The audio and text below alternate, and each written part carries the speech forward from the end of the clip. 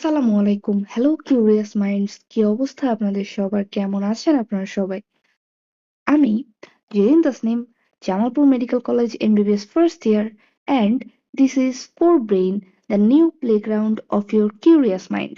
Today I am back again with a new video of our new series Red Light, Green Light.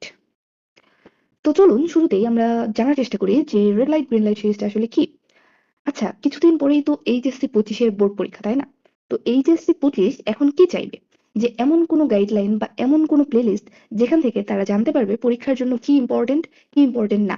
কোন টপিকটা থেকে CQ আসছে, কোন টপিকটা থেকে এমসিকিউ আসছে। কিভাবে পড়লে তাদের প্রিপারেশনটা সবথেকে ভালো হবে। Yes, you are right.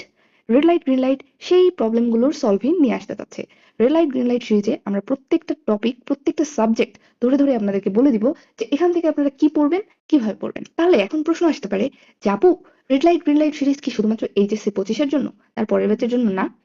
উত্তর হচ্ছে হ্যাঁ, অবশ্যই। Red light green light series শুধুমাত্র 25 ব্যাচের জন্য না, তার পরের ব্যাচের জন্য। যেমন 26 ব্যাচ ফুল সিলেবাসে এইচএসসি পরীক্ষা দিলেও এই যে রেড লাইট গ্রিন লাইট সিরিজে আমরা যা বলবো সেটা তাদের একাডেমিক লাইফে, কলেজ লাইফে, বিভিন্ন এক্সামে রিলেট করতে সুবিধা হবে। হয়তোবা ফুল সিলেবাস কভার হবে না, কিন্তু most of the chapters cover হয়ে যাবে। সো এইচএসসি 25 এবং HSC 26, welcome to our new series red light green light. Let's begin. বিসমিল্লাহির রহমানির রহিম। রেড লাইট গ্রিন লাইট সিরিজে আমাদের আজকের প্রথম সাবজেক্ট বাংলা প্রথম পত্র। বাংলা প্রথম পত্রে আমাদের 4টা ডিফারেন্ট টপিক থাকে: গদ্য, পদ্য, নাটক এবং উপন্যাস। এই 4টা টপিক থেকে আমাদেরকে 7টা সৃজনশীল এবং 30টা এমসিকিউ এর আনসার করতে হয়। এমসিকিউ এর জন্য সবগুলো কিভাবে পড়তে হয় সেটা নিয়ে প্রথমে কথা বলি। আমাদের প্রথম টপিক এমসিকিউ। এমসিকিউ পড়তে গেলে আমাদের সবার আগে মাথায় আসে লেখক পরিচিতির কথা। আচ্ছা, একটা গল্প বা একটা কবিতা বা নাটক বা উপন্যাস, এটা কে লিখছে সেটা জানাটা কি ইম্পর্টেন্ট না? বা যে লিখেছেন তার সম্পর্কে জানাটা কি ইম্পর্টেন্ট না? অবশ্যই ইম্পর্টেন্ট। তো লেখক পরিচিতিতে আমরা লেখকের নাম, জন্মস্থান, জন্মসাল, ক্ষেত্র বিশেষে জন্ম তারিখ, তার গুরুত্বপূর্ণ সাহিত্যকর্ম এবং তিনি যদি কোনো পত্রিকায় সম্পাদনা করে থাকেন সেই পত্রিকার নাম অবশ্যই অবশ্যই মনে রাখবো। লেখক পরিচিতি এভাবেই পড়তে হয়। এরপরে পাঠ পরিচিতি। আমাদের বাংলা সাহিত্য যথেষ্ট কঠিন, কিন্তু বাংলা সাহিত্যকে, বাংলা সাহিত্যের গদ্য, পদ্য, নাটক, উপন্যাস সহজভাবে বোঝার জন্য পাঠ পরিচিতি খুবই ইম্পর্টেন্ট। সুতরাং পাঠ পরিচিতিও পড়তে হবে। আচ্ছা, লেখক পরিচিতি এবং পাঠ পরিচিতি তো গেল, এরপর কি হবে? এরপর আমাদেরকে মূল বই পড়তে হবে। মোস্ট অফ আওয়ার স্টুডেন্টস মূল বইয়ের গদ্য, পদ্য, নাটক, উপন্যাস জীবনে একবারও না পড়েই পরীক্ষার হলে চলে যায়, যেটা কোনোভাবেই কাম্য নয়। কারণ আপনারা যদি নাটক, উপন্যাস, গদ্য, পদ্য না পড়ে পরীক্ষা দিতে যান, তাহলে হয়তো বা সৃজনশীল কোনো মতে অ্যান্সার করতে পারবেন, কিন্তু মোস্ট অফ দ্য এমসিকিউ আপনাকে আন্দাজে ঢিল মারতে হবে। এবং এটা কোনোভাবেই একজন ভালো স্টুডেন্টের কাম্য নয়, এবং এটা ভালো মার্কস ক্যারি করার জন্য প্রধান অন্তরায়। সুতরাং গদ্য, পদ্য, নাটক, উপন্যাস মূল বই থেকে পড়তে হবে। অধ্যায়ের শেষে বিভিন্ন শব্দার্থ দেয়া থাকে। এই শব্দার্থগুলো প্রায়ই চলে আসে। সুতরাং এই শব্দার্থগুলো আপনারা দু একবার হলেও পড়ে যাবেন। হতেই পারে আপনাদের অনুধাবনমূলক প্রশ্ন বা জ্ঞানমূলক প্রশ্ন অথবা এমসিকিউ এর জন্য শব্দার্থ কাজে লেগেই গেল। তাহলে প্রথম স্টেপ, দ্বিতীয় স্টেপ অর্থাৎ আপনাদের এমসিকিউ এর জন্য যে পড়াশোনাটা সেটা ডান, কিন্তু প্র্যাকটিস করতে হবে না? অবশ্যই প্র্যাকটিস করতে হবে। তো প্র্যাকটিসের মেথড হচ্ছে আপনারা সর্বপ্রথম বোর্ড প্রশ্নগুলো প্র্যাকটিস করবেন, এরপর বিভিন্ন কলেজের প্রশ্ন প্র্যাকটিস করবেন, এবং যদি আপনাদের হাতে সময় থাকে তবে এক্সট্রা প্র্যাকটিস প্রশ্ন সলভ করবেন। এখন এই এক্সট্রা প্র্যাকটিস প্রশ্ন আপনারা কোথায় পাবেন? আমি জানি আমাদের বেশিরভাগ স্টুডেন্টই বিভিন্ন মডেল টেস্ট প্রোগ্রামে যুক্ত। সেখান থেকে আপনাদেরকে অবশ্যই প্র্যাকটিস বুক প্রোভাইড করা হয়। যদি সময় পান অবশ্যই সেই প্র্যাকটিস বুক থেকে প্রশ্ন সলভ করে যাবেন। এটার ফলে যেটা হবে, আপনার শব্দের দক্ষতা বাড়বে এবং আপনি সহজেই একটা প্রশ্ন ধরতে পারবেন এবং খুব সহজেই উত্তর করতে পারবেন। যদিও সময় পাওয়া খুবই কঠিন, এরপরেও আমি বলবো সময় বের করবেন। কারণ যত বেশি প্র্যাকটিস করবেন তত ভালো আউটপুট আসবে। After all, perfect practice makes a man perfect. এবারে আমাদের সিকিউ এর টপিক, এবং আমাদের প্রথম যে গদ্যটা আছে সেটা হলো অপরিচিতা। এটা রবীন্দ্রনাথ ঠাকুরের লেখা। এখানে বেশ কিছু টপিক থেকে সৃজনশীল আসতে পারে। তো সৃজনশীল আসার জন্য আপনাদের আসলে আইডিয়া থাকতে হবে যে এই টপিকগুলো থেকে সৃজনশীল আসলে, এই ধরনের প্রশ্ন আসলে আমি এইভাবে আনসার করব। যেমন আপনারা খুব ভালো করেই জানেন যে গল্পটা কিসের উপরে লেখা, এবং আমার বিশ্বাস আপনারা সবাই এই গল্পটা জীবনে একবার হলেও পড়েছেন। তো যৌতুকের বিরুদ্ধে প্রতিবাদ, এটা হচ্ছে প্রথম সৃজনশীলের টপিক। এখন আপনাদের উদ্দীপকে যৌতুকের বিরুদ্ধে প্রতিবাদ দেখাতেও পারে, আবার যৌতুককে মেনে নেওয়াও দেখাতে পারে। তখন গল্পের সাথে আপনাকে ওই জিনিসটা কম্পেয়ার করে সাদৃশ্য বৈসাদৃশ্য দেখাতে হতে পারে। এরপরে অনুপমের মেরুদণ্ডহীন ব্যক্তিত্ব। আমরা পুরো গল্পেই দেখেছি অনুপম চরিত্রটার পার্সোনালিটি মোটেও স্ট্রং না। সো অনুপমের মতো সেম পার্সোনালিটির ব্যক্তি উদ্দীপকে থাকতে পারে, আবার কমপ্লিটলি বিপরীত পার্সোনালিটির একজন ব্যক্তি উদ্দীপকে থাকতে পারে। যদি বিপরীত পার্সোনালিটি থাকে তাহলে অবশ্যই আপনাকে দেখাতে হবে বৈসাদৃশ্য, অথবা চাইতে পারে যে উদ্দীপকের ব্যক্তি এবং অনুপম যদি একই রকম হতো তাহলে গল্পের মূল ভাবটা চেঞ্জ হতো কিনা, এই টাইপের প্রশ্ন আসতে পারে। তো এই জন্য সেকেন্ড টপিকটা অবশ্যই রেখে রাখবেন। এরপরে কল্যাণী চরিত্রের প্রতিবাদী মনোভাব, দ্য থার্ড টপিক। কল্যাণীর বিয়ে ভেঙে যাওয়ার পরে সে একটা মাতৃআজ্ঞা নেয় দেশপ্রেম এবং নারী শিক্ষার জাগরণের জন্য, এবং এখানে তার একটা প্রতিবাদী মনোভাব প্রকাশ পায়। সে প্রতিজ্ঞা করে সে আর কখনো বিবাহ বন্ধনে আবদ্ধ হবে না। তো এখান থেকেও আপনার সৃজনশীলের গল্প চলে আসতে পারে। এবং এটা খুবই একটা ইম্পর্টেন্ট টপিক বলতে পারেন এবং আমার খুবই পছন্দ, কল্যাণীর বাবা শম্ভুনাথ সেনের বলিষ্ঠ ব্যক্তিত্ব। মানে আমাদের বর্তমান প্রেক্ষাপটে আমাদের বাবা মায়ের কিরকম হয়, মেয়ে বিয়ে দিতে পারলেই বাঁচে, সেক্ষেত্রে শম্ভুনাথ সেন কমপ্লিটলি একজন ডিফারেন্ট ক্যারেক্টারের মানুষ ছিলেন। তার মেয়ে বিয়ে ভেঙে গেছে, ভেঙে যাচ্ছে, উনি নিজে বিয়ে ভেঙে দিছেন। সো এখান থেকে কল্যাণীর বাবার যে ক্যারেক্টার, এই ক্যারেক্টার থেকে প্রশ্ন আসতে পারে এবং ইটস আ 3 স্টার টপিক। এখান থেকে বিভিন্ন কলেজে প্রশ্ন হয়ে আসছে এবং আমার বিশ্বাস যে আপনাদের এখান থেকে বোর্ড প্রশ্নও হয়ে আসবে। এবং দ্য লাস্ট টপিক, অনুপমের মামার লোভী মানসিকতা। আসলে গল্পের শুরুতেই কিন্তু অনুপম আমাদেরকে জানায় যে তারা যথেষ্ট বিত্তশালী, কিন্তু এরপরেও মামা চান যে অনুপমকে যেখানে বিয়ে দেয়া হবে সেই মেয়ের বাড়ির মানুষ তাদেরকে অনেক কিছু দিবে, অনেক কিছু যৌতুক উপঢৌকন হিসেবে দিবে, যেখানে মামার লোভী মানসিকতাই প্রকাশ পায়। এখান থেকেও আপনাদের সৃজনশীল চলে আসতে পারে। তাহলে আমাদের পরবর্তী গল্পে আমরা শিফট করি। এটা হলো বিলাসী। বিলাসী গল্পটা মেইনলি দুজন মানুষের ভালোবাসা এবং তাদের মধ্যকার শ্রেণী বৈষম্য বা বর্ণবাদের বিষয়ে। তো শুরু করা যাক। প্রথম টপিক হচ্ছে ন্যায়ের পক্ষে অবস্থান। বিলাসী গল্পে মৃত্যুঞ্জয় এবং ন্যাড়া দুজনই ন্যায়ের পক্ষে অবস্থান নেয়। ন্যাড়া প্রথমে ন্যায়ের পক্ষে না থাকলেও পরবর্তীতে অবশ্যই সে ন্যায়ের পক্ষে অবস্থান নেয়, এবং মৃত্যুঞ্জয়ও ন্যায়ের পক্ষেই অবস্থান করে। সো এখান থেকে প্রশ্ন চলে আসতে পারে, অথবা আপনাদের উদ্দীপকে আসতে পারে দুজন মানুষের ভালোবাসার কাহিনী, যেখান থেকে বিলাসী এবং মৃত্যুঞ্জয়ের শুদ্ধ ভালোবাসাটাকে কম্পেয়ার করতে বলতে পারে। এরপরে দ্য থার্ড টপিক, এবং এই গল্পের মেইন টপিক হলো শ্রেণী বৈষম্য বা বর্ণপ্রথা। আপনারা হয়তো ইংলিশ ফার্স্ট পেপারে রেসিজম টপিকটা পড়েছেন নেলসন ম্যান্ডেলার, সেখান থেকেই এই জিনিসটা আসলে। তো এই জিনিসটার একটা ভয়াবহ ফলাফলের কারণেই আমরা দেখতে পাই যে বিলাসী এবং মৃত্যুঞ্জয়ের করুণ মৃত্যু ঘটে। সেখান থেকেই প্রশ্ন চলে আসতে পারে এবং হয়তোবা আপনাদেরকে এই বর্ণবাদ প্রথার যে খারাপ দিক বা যেসব দিক আছে সেসব দিক তুলে ধরতে বলতে পারে। তো এইসব দিক দেখে যাবেন এবং হোপফুলি বিলাসী ডান। এবার আছে আমার পথ। আমার পথ হচ্ছে কাজী নজরুল ইসলামের একটি প্রবন্ধ, এবং প্রবন্ধ থেকে সৃজনশীল আনসার করা যথেষ্ট কঠিন। তো এই চেষ্টা করবেন যে খুব ভালো করে প্র্যাকটিস করে যাওয়ার, এবং যে জিস্ট কথাগুলো, যে মেইন কথাগুলো সুন্দর করে পয়েন্ট আকারে লেখার। তাহলে দেখবেন যে একটা ভালো মার্কস আসতেছে। তো আমার পথে চারিত্রিক দৃঢ়তার দিকে একটা ভালো গুরুত্ব দেওয়া হয়েছে। এখানে আমি সত্তাকে অনেক বেশি প্রায়োরিটাইজ করা হয়েছে, এবং এই প্রায়োরিটি থেকেই আপনাদেরকে আমি সত্তাকে ডেসক্রাইব করতে জানতে হবে। এরপরে আসে আত্মনির্ভরশীলতা। আমার পর প্রবন্ধে একটা কথা আছে যে গান্ধীজি আছেন না বলে যদি আমরা আমি আছি বলতে শিখি, বা আমার কাজ আমি করতে পারবো, এই জিনিসটা যদি আমার মাথায় থাকে, তাহলে আমাদের মধ্যে যে পরনির্ভরশীলতা আছে সেটা আর থাকবে না, এবং আমরা আমার পথটা আরো বেশি সহজ হবে, সামথিং লাইক দ্যাট। তো আত্মনির্ভরশীলতাও আমার পথের একটা ইম্পর্টেন্ট টপিক। এবং সত্যের পক্ষে অবস্থান, এটা আরেকটা টপিক। এখান থেকে যেটা হতে পারে যে সিচুয়েশন যাই হোক, আপনার বিবেক আপনার বুদ্ধি কাজে লাগিয়ে আপনাকে সবসময় সত্যের সাথেই অবস্থান করতে হবে। এই বিষয়েও আমার পথে যথেষ্ট ইনস্ট্রাকশন দেওয়া আছে, সেভাবেই আপনারা গুছিয়ে একটা কমপ্লিট প্যাকেজ হিসেবে লিখবেন সৃজনশীল। এরপরে আমাদের আরেকটা প্রবন্ধ হচ্ছে মানব কল্যাণ। লোক দেখানো মানব কল্যাণ আর প্রকৃত অর্থে মানব কল্যাণ দুটো কমপ্লিটলি আলাদা জিনিস। ফর এক্সাম্পল, বিভিন্ন সংগঠন আছে যারা কমপ্লিটলি লোক দেখানো।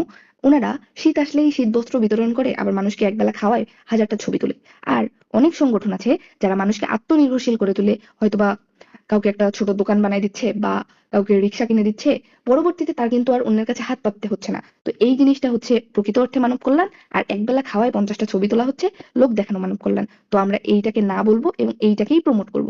তো এরকম একটা সিনারিও থাকতে পারে যে লোক দেখানো মানব কল্যাণ আর প্রকৃত অর্থে মানব কল্যাণের মধ্যে যে ডিফারেন্স সেটা আপনাদেরকে দেখাতে হতে পারে। এবার আমাদের নেক্সট যে গল্প আছে সেটা হচ্ছে মাসি পিসি। এটা খুবই একটা সুন্দর গল্প। মাসি পিসি মেইনলি নারী চরিত্রকে কেন্দ্র করে, নারী চরিত্রের যে বিভিন্ন দিক সেই দিককে কেন্দ্র করে। এখানে প্রথমে একটা টপিক আসতে পারে যে আল্লাদি তথা নারীর প্রতি সহিংস আচরণ। আপনারা গল্পে দেখে থাকতে পারেন যে গ্রামবাসী এবং আল্লাদির স্বামী তারা কিন্তু সবাই আল্লাদির প্রতি একটা সহিষ্ণু আচরণ করা শুরু করে। তো এক্ষেত্রে এই টপিক থেকে প্রশ্ন আসতে পারে, আপনারা সিমিলার সিচুয়েশন পেতে পারেন, অথবা এমন কোনো সিচুয়েশন পেতে পারেন, এমন কোনো সিনারিও আসতে পারে যেখানে আল্লাদির সিচুয়েশনের একদম কমপ্লিটলি বিপরীত সিচুয়েশনে কেউ আছে, সেটা আপনাদেরকে কম্পেয়ার করতে হতে পারে। তারপরে আপনারা যেটা পাবেন সেটা হলো মাসি পিসির সংগ্রাম এবং চারিত্রিক দৃঢ়তা। সংগ্রাম বলতে মাসি পিসি ওই যে মহামারী যেটা হয় সেখান থেকে আল্লাদিকে বড় করে যে এতদূর অবধি নিয়ে এসেছে সেখান থেকে প্রশ্ন হতে পারে, এবং গ্রামের লোক, তারপর বাজারের লোক এবং অনেকের অনেক কিছু সহ্য করার পরেও মাসি পিসি যে তাদের কথায় তাদের জায়গায় স্টিক্ট, এখান থেকেও একটা প্রশ্ন চলে আসতে পারে। তো এটা আপনারা ভালো করে দেখে রাখবেন। নারী জাগরণ একটা বিশাল বড় ম্যাসিভ দিক এই গল্পের। এবং আদার্স যে ক্যারেক্টার আছে যেমন হচ্ছে যোগু, গোকুল, এখান থেকেও প্রশ্ন আসতে পারে, তো এটাও আপনারা দেখে রাখবেন।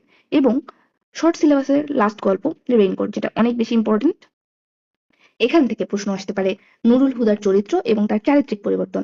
আপনারা হয়তো গল্প পড়ে দেখতে পারেন যে নুরুল হুদা কিন্তু খুবই ভীতু চরিত্রের একজন মানুষ ছিলেন। তিনি যখন রাস্তা দিয়ে যাচ্ছিলেন তখন তার মধ্যে বিভিন্ন রকমের ভয়, বিভিন্ন রকমের শঙ্কা এসব চলছিল। কিন্তু ওইখানে যাওয়ার পরে তিনি কিন্তু ভীতু থেকে সাহসী মানুষে কনভার্ট হয়ে গেছেন, এবং অত্যন্ত রকমের অত্যাচারিত হওয়ার পরেও তিনি কিন্তু মুক্তিযোদ্ধাদের বিরুদ্ধে কোনো কথা বলেননি। সো এইটা অনেক বেশি ইম্পর্টেন্ট এবং এটা গয়ে চলে আসতে পারে। তারপর মিন্টু ও তার রেইনকোট, এইটা আপনাদের ঘরে আসতে পারে।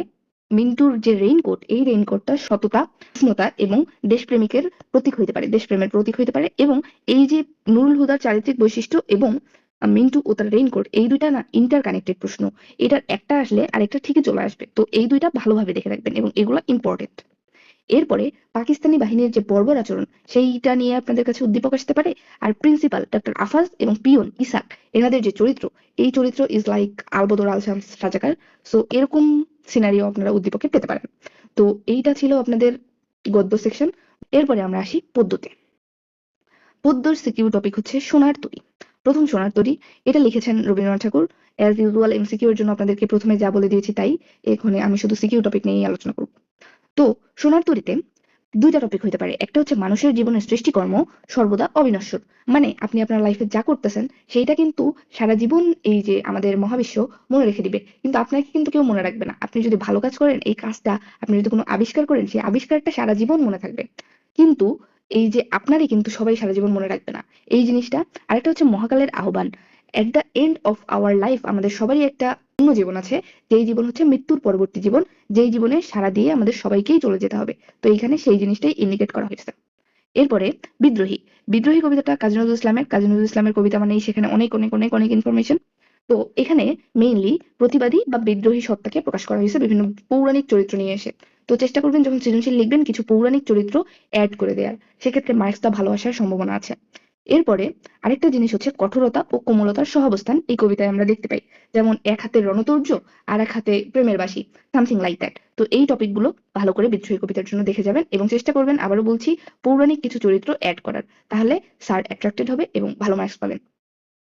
পরবর্তী টপিক হলো প্রতিদান। প্রতিদান, এটার টপিক হচ্ছে, এটার যে টপিক গুলো আছে সেখানে হচ্ছে আপনার মানে যে যাই করুক আপনাকে সবসময় ভালো কাজ করতে হবে। আপনাকে মানুষ ধরে পিটাইলেও আপনি বলবেন হ্যাঁ ঠিক আছে কোনো সমস্যা নাই, তোমার কি লাগবে আমাকে বলো আমি এনে দিচ্ছি। আপনাকে কেউ ভালোবাসা দিলেও তাকে ওই সেম জিনিসই বলা লাগবে, অনেকটা এরকমই। তো এখানে পরোপকার ভালোবাসার জয়ধ্বনিকে হা বলুন এবং প্রতিহিংসা বিদ্বেষ প্রতিশোধকে না বলুন, কাইন্ড অফ দ্যাট। এগুলো দেখে রাখবেন। এবং তাহারেই পরে মনে, তাহারেই পরে মনে সুফিয়া কামালের একটা কবিতা।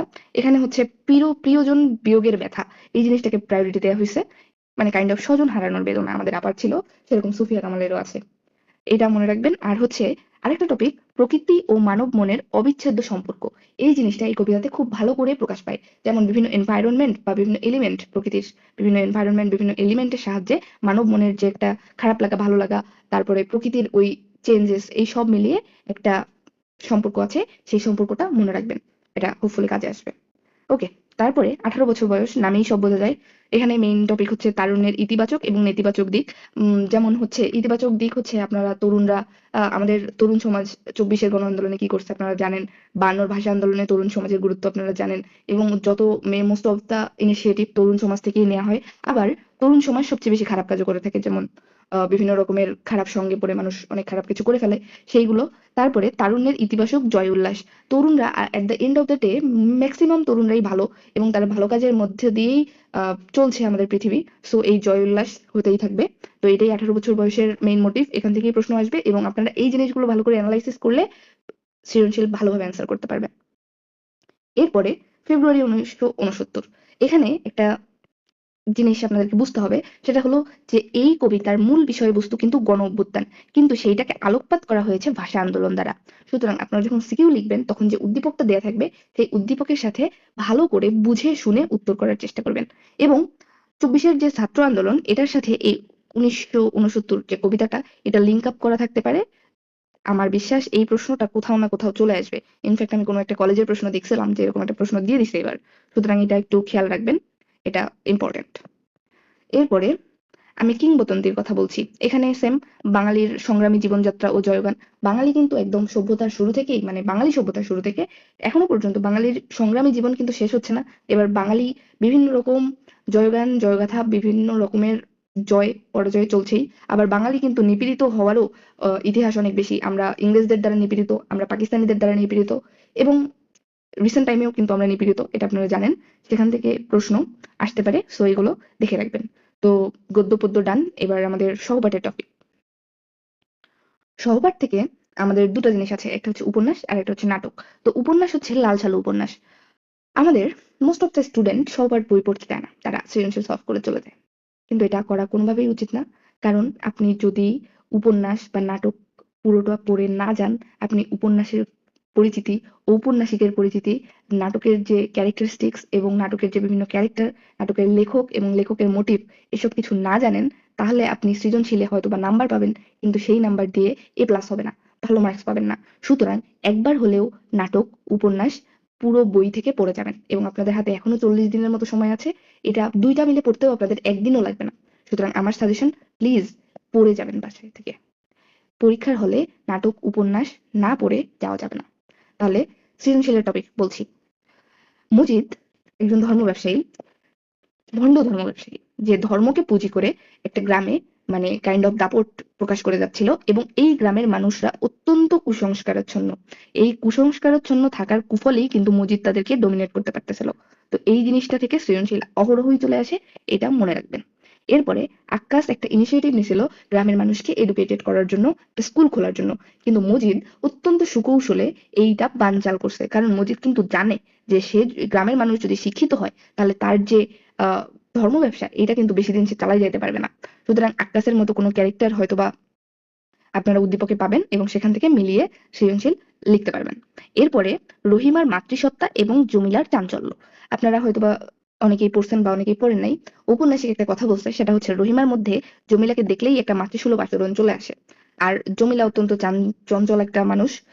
এখান থেকে আপনাদের সৃজনশীল আসতে পারে যে তাদের যে চরিত্রের মধ্যে যে ডিফারেন্স আছে সেই ডিফারেন্সটা প্রকাশ করার, এবং গ্রামের কোনো মেয়েকে, দুরন্ত মেয়েকে ধরে বেঁধে বাপ মা বিয়ে দিয়ে দিছে, সেই টাইপের একটা সৃজনশীল চলে আসতে পারে জমিলা থেকে। তো এটা মাথায় রাখবেন। আর খালেক ব্যাপারীর ব্যক্তিত্ব, একটা মেরুদণ্ডহীন লোক, মানে একজন ধর্ম ব্যবসায়ী, সে আবার একজনকে বলতেছে যে হচ্ছে তোমার বউকে তালাক দিয়ে দাও, এই লোক আবার ওই এত বছরের বউকে তালাক দিয়ে দিছে। তো এই টাইপের কোনো ব্যক্তিত্ব উদ্দীপকে পেতেই পারেন এবং সেখান থেকে অবশ্যই উত্তর করার চেষ্টা করবেন খালেক ব্যাপারীর সাথে মিলিয়ে। তো এইগুলো পড়লেই হোপফুলি আপনাদের লাল সালু উপন্যাসের সিকিউ টপিক কভার হয়ে যাবে। এবার আমরা সিরাজউদ্দৌলা নাটকে চলে আসি। সিরাজউদ্দৌলা নাটকে দুইটা জিনিসের উপরে গুরুত্ব দেওয়া হয়েছে, একটা হচ্ছে দেশের সাথে বিশ্বাসঘাতকতা আর একটা হচ্ছে কাছের মানুষের বিশ্বাসঘাতকতা।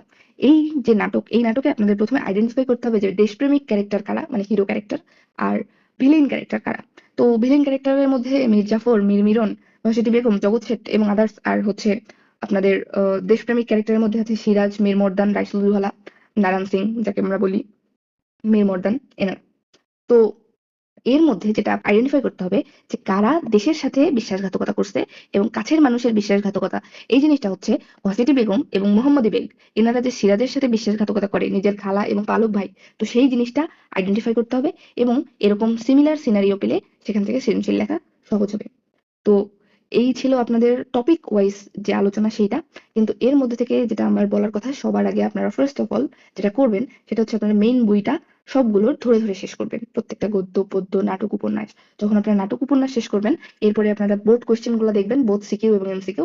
এটার ফলে আপনাদের যে সিকিউ সম্পর্কে আইডিয়া আছে, আইডিয়াটা একদম ভালোভাবে কভার হবে। এবং তারপর যদি আমার এই ক্লাসের যে ছোট্ট ভিডিওটা অথবা এই যে টপিকগুলো আমি লিখে দিছি এগুলো যদি একটু ওভারভিউ করে যান, ইনশাআল্লাহ আপনারা ভালো মার্কস পাবেন। তো আজকে আমাদের বাংলা ফার্স্ট পেপারের কথাবার্তা এই পর্যন্তই। We are signing off from four brain again. তার আগে একটা ছোট্ট কথা বলি, এটা হচ্ছে আমাদের একটা ইউটিউব চ্যানেল আছে ফোর ব্রেইন, আপনারা এটা সাবস্ক্রাইব করতে পারেন। এবং আমাদের একটা ফেসবুক পেজ আছে ফোর ব্রেইন, এখানে ফলো দিয়ে রাখতে পারেন। এখানে আমরা বিভিন্ন রকমের কন্টেন্ট প্রোভাইড করে থাকি। আর আমাদের একটা ফেসবুক গ্রুপ আছে ফোর ব্রেইন অ্যালি, আপনারা এখানে জয়েন করে আমাদের সাথে কানেক্টেড থাকতে পারেন। এখানে আপনাদের ফ্রেন্ডদেরকে মেনশন করতে পারেন।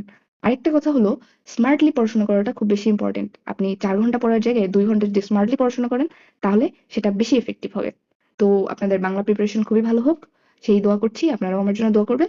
আসসালামু আলাইকুম।